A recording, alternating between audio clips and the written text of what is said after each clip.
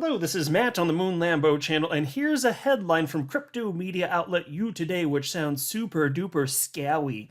Ripple is under siege as 63 central banks collaborate on new payment system market. What's that? 63 central banks the world over collaborating to implement a technology that serves the purpose of what RippleNet and on-demand liquidity is supposed to serve? Oh my gosh, we are in serious trouble here. I mean, setting aside the fact that XRP has more than one use case, setting that aside, no, this is not an XRP killer. So I want to talk about this. The headline, while yes, clearly You Today has a flair for the dramatic, it's not actually true. There are not 63 central banks collaborating on this new payment system. Rather, there are 63 central banks that are part of the Bank for International Settlements, which is internationally owned. So that's where the number 63 actually comes from. And then this group is working with some central banks throughout the world, and I'm going to highlight them as a video procedure. But it's not the case that central banks, the 63 central banks, including the United States, which is a part of this, the Federal Reserve, it's not the case that all of them are just on board and yes, let's go ahead and do this. It's a part of the Bank for International Settlement that's running a test. They created 2 prototypes. And I want to say before I forget, shout out to Eric Kim on Twitter for tagging me in this article. And there are actually multiple people that were asking me about what I was thinking about this. And I'll just tell you right now before we dig into some of the publicly available information. There's not a ton of information regarding like really into the nitty gritty and or like the nuts and bolts, which is also true of RippleNet, by the way. There's a broad understanding of what it looks like, but you can only go so deep based on the information that's publicly available. So I'm going to go through that, but just want to be clear: this is not something that is any sort of notable threat to even Ripple. There's so many reasons for this, but before going further, I do want to be clear: I do not have a financial background of any kind. I am not offering financial advice. And you definitely should not buy or sell anything because of anything that I say or write. I'm just an enthusiast who enjoys making YouTube videos about crypto-related topics, but just as a hobby and just for fun. Now, this project is called Project Dunbar. And here you can see they said at the top of this article, the Bank for International Settlements Innovation Hub, a company owned by 63 central banks representing countries that make up 95% of global gross domestic product, is creating a platform for international payments that would directly compete with Ripple. The announcement made by BIS yesterday for the launch of Project Dunbar comes after additional news known and so forth. Okay, well, that sounds super intimidating. Well, it's really not. And I actually, so there have been so many alleged Ripple killers over the years that I can't keep them all straight. I'm just going to be like shoot straight with you. So this one, I think I may have covered in the past. It sounds strikingly similar to one of the alleged XRP and Ripple killers that I've talked about in the past. I just couldn't remember the name, but I'm almost 100% sure that this is a project that I talked about, I don't know how long ago, maybe it was like August of last year, I'm not sure. But it's interesting because basically it's being proposed here. It's 2 prototypes, payment systems that were actually created and designed for central banks and commercial banks. And it doesn't mean necessarily that financial institutions the world over would adopt the system. What Salesforce is going to do the hard work of convincing over 11,000 financial institutions the world over of jumping on board? How will nations the world over agree on governance of such a global monetary system? It's highly unlikely that such a platform would be globally adopted, as it would likely require power to be placed in the hands of a few, while all other participants can do nothing but trust that such power will not be abused. And as I'll show you in just a second here, even the creators of the system, even they aren't anticipating that this is going to be globally adopted. They not really. I'll show you what they think, that it may just be adopted in regions, because again, good luck getting the entire world to harmoniously govern a system that moves all of the money around the entire planet. Good luck with that. It's like talking about having your work cut out for you. So here was the press release from March 22nd, so just the other day. You can see the headline: BIS Innovation Hub and central banks of Australia, Malaysia, Singapore, and South Africa develop experimental multi-central bank digital currency platform for international settlements. That's not 63 central banks, is it? No, it's not. That is just literally not true. Sorry, you today. I like you today. They're a fine crypto media outlet. I check them pretty regularly, but that is incorrect. They got that one wrong. But anyway, it reads as follows. The Bank for International Settlements Innovation Hub, the Reserve Bank of Australia, Bank Negara Malaysia, the Monetary Authority of Singapore, and the South African Reserve Bank today announced the completion of prototypes for a common platform enabling international settlements using multiple central bank digital currencies. Yeah, so this is, just to be clear, it's already sounding, if you might have already picked up this on your own, like a walled garden. Does this sound and smell like a walled garden? Even taste like a walled garden? Oh yeah, I think it might be a walled garden. Anyway, led by Innovation Hub Singapore Center, Project Dunbar proved that financial institutions could use central bank digital currencies issued by participating central banks to transact directly with each other on a shared platform. This has the potential to reduce reliance on intermediaries and, correspondingly, the costs and time taken to process cross-border transactions. Yeah, okay, I'm willing to believe that there would be efficiencies picked up if this system works. There'd be efficiencies to be picked up for those that are within the walled garden. But again, did you see this part right here? Let me read this part again. Led by the Innovation Hub Singapore Center, Project Dunbar proved that financial institutions could use central bank digital currencies issued by participating central banks. There's a keyword. The participating central banks. You can't force everybody onto your own network. A little walled garden just doesn't really particularly work like that. And take a look at this. This is from XRP community member Wrath of Kahneman. This is a tweet from him on August 20th, 2021, talking about Project Dunbar. So this has been in the news a while. So it just popped up again the other day because of a new press release. They successfully created some prototypes. Okay, that's fine. And I'm not, but also wait, to be clear, I'm not saying that if this is complete and it goes beyond prototype phase, I'm not saying that there won't be any traction. I'm saying that you're never going to have a one-size-fits-all for something. I don't believe it. You're not going to get the people the world over to harmoniously govern something as crucial as this. And I'm going to get into more of the specifics on why in just a couple minutes here. But here's the tweet from Wrath of Kahneman. He wrote, "To get out ahead of it a bit for XRP fans. Yes, Singapore is building a cross-border central bank digital currency using Quorum, Project Dunbar. No, it does not make XRP irrelevant in the future. Project Dunbar is not a one-size-fits-all. Consider what the MAS report itself says." And this is from their report, half a year ago or whatever. It reads as follows, and this is from them, acknowledging that this is not going to be for everyone. "Even while the model of the MCBDC on a common platform shows promises, it is unlikely that the world will land on a single common settlement platform. The model may be useful for regions where requirements and payment policies are already similar, and a common application may be more cost-effective. In such a scenario, there will still be fragmentation with multiple regional platforms as well as single jurisdiction, single currency platforms. New connectivity models for linking up of such networks will be further explored as part of projects." So what do you know? They're acknowledging that there will be all sorts of systems the world over that'll be adopted, which is already the case today, and they don't interoperate with one another. That's the thing. So having a jurisdictionless cryptocurrency like XRP that's sufficiently liquid the world over can definitely help platforms, separate platforms, interoperate. And that makes sense. It's because right now you understand the way that this all works. Why don't we have friction? Why don't countries in general have trouble domestically sending money around? Just in individual countries. Like why don't we have trouble as about half my audience is United States citizens, right? Why don't we in the United States, generally speaking, have trouble moving around money in this country? Why don't we? Well, typically what you find is that there are payment systems that are adopted globally.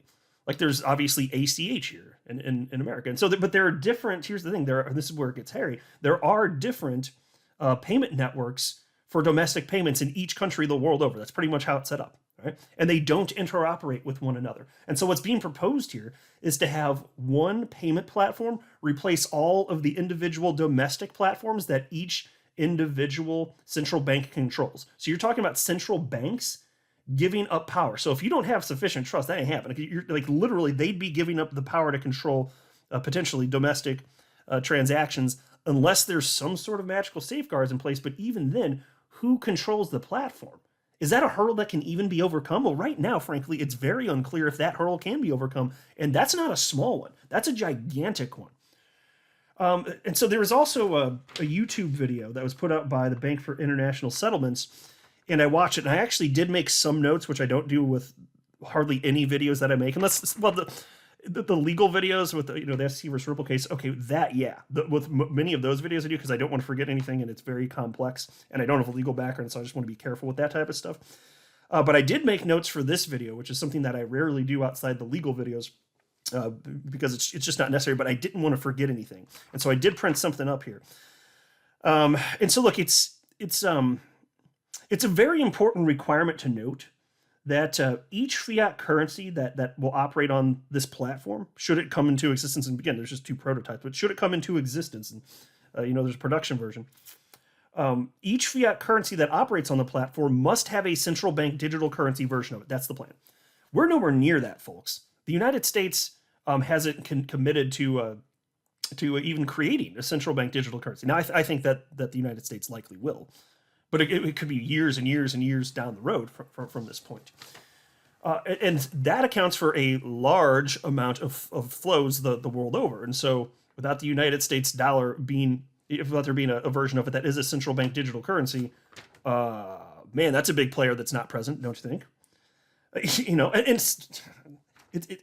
There's so much that has to be done. There's so much that has to be done. The designers of this platform have their work cut out for them, as they will have to pitch this idea to every central bank on the planet and convince them to join the network. Even if a central bank joins the network, that does not mean that all of the banks and financial institutions in the country will sign up or be required to sign up. There are over 11,000 financial institutions on the planet, and the creators of this platform will need to pitch the idea to them and implement the software.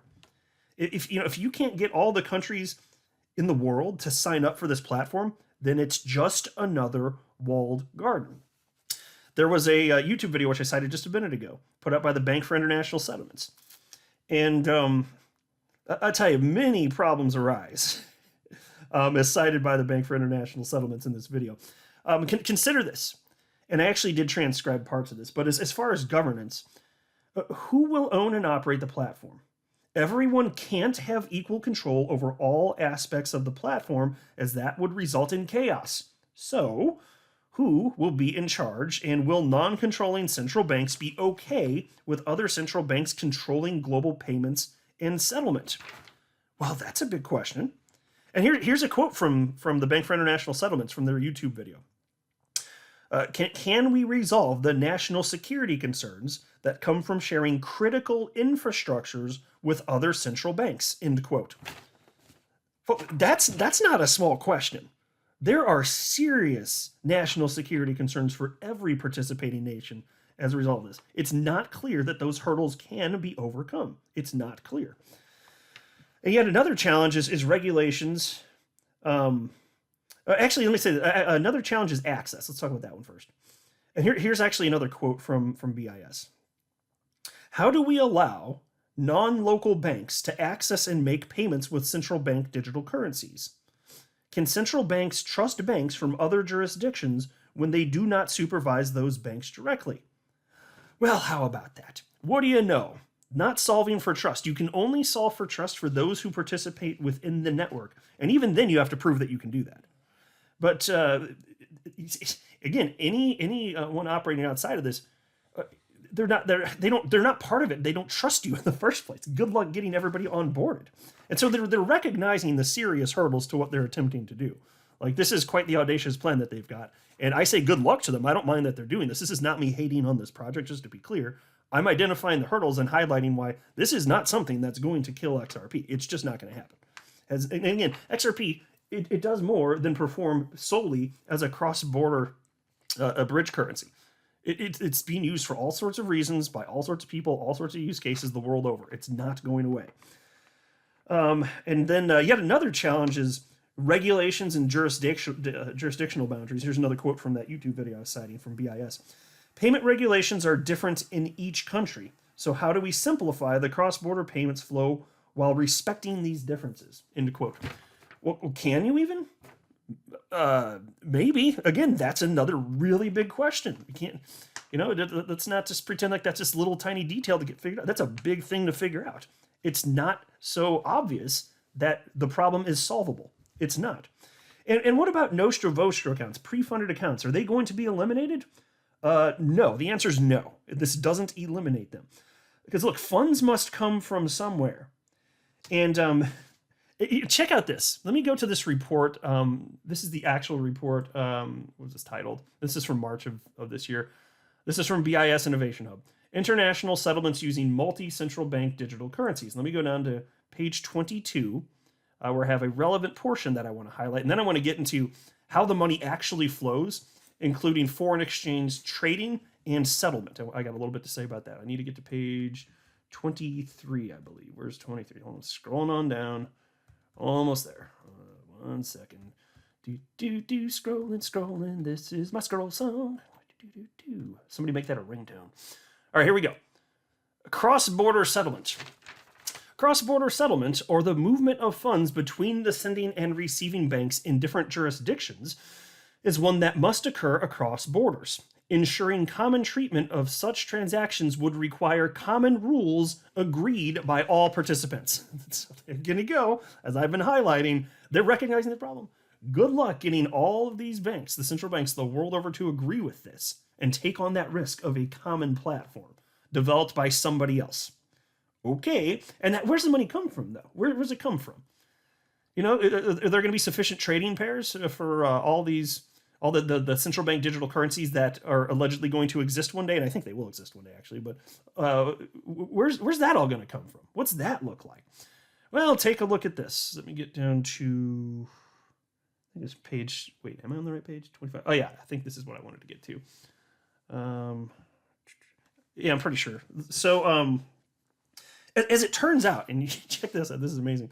As it turns out, all foreign exchange trading, FX trading for short, all FX trading will take place outside the platform by existing means. I think it was up here that, yeah, here we go. As part of the project, only FX settlement is in scope, and FX trading was taken to be performed outside the platform using existing means. Okay? So the liquidity for these trades must come from somewhere after all, and it doesn't seem to be the case that pre-funded accounts will cease to exist. Even if automated market making is implemented in a future version of the platform, which is not being pursued now. It's been brought up, but it's not being pursued currently. Liquidity still needs to come from somewhere, which means a continuation of dormant capital. Folks, they can't, there is the only solution to fix the train wreck of global cross-border settlement, as I've highlighted for years, requires the usage of a decentralized cryptocurrency that has an open market price and is technologically sufficient. That's XRP. And XRP is the only cryptocurrency that's being positioned for this particular use case. It doesn't just magically happen and get implemented. And so here, even if there are efficiencies to get picked up, which if this all magically worked, and maybe it will one day, if they can overcome all these hurdles, yes, for those participating in the network, there could be some benefits. Sure, there certainly could be some benefits. But my gosh, you haven't even if you have not solved the problem of dormant capital. How does XRP solve it? Well, look, it's already being traded on open markets anyway. So all you're doing is tapping into that liquidity in existing corridors. That's a huge part of it. But, you know, if you're talking about just going into the traditional system, which is what they're saying they're doing, that's literally what they said. It's on your screen right here. FX trading was taken to be performed outside the platform using existing means. That part stays the same. You haven't solved the problem of dormant capital. You haven't solved the trust issue. They're creating something that can utilize central bank digital currencies, and then they have to pitch the idea to other central banks and commercial banks the world over. This is not clear that this is going to have long-term viability. It's not clear. Maybe they find some success in specific regions, and I think they'll settle for that. It seems pretty clear. But that might be all that it ever is. And so all this concern out here, it's a big nothing. It really, there is no other solution out there to fix this problem regarding dormant capital. XRP is the only solution that mankind has come up with in history. That's it. So either that gets adopted or we don't fix the problem. There's always going to be dormant capital. Doesn't mean you can't pick up efficiencies in payment systems. Like if this legitimately works, maybe for payments this actually is better. And even if you can pick up some or streamline settlement to some degree, but it's still with the existing system. And even then, they're acknowledging right here, has nothing to do with pre-funded accounts. That's separate. I'm not worried, folks. I'm honestly not very worried at all. Let me know what you think. Am I hitting the nail on the head? Am I missing anything? Would love to hear additional perspectives, but I'm going to go ahead and wrap up here. I'm not a financial advisor. You should not buy or sell anything because of anything that I say or write. That would be a very, very, very bad idea. Until next time, to the moon, Lambo.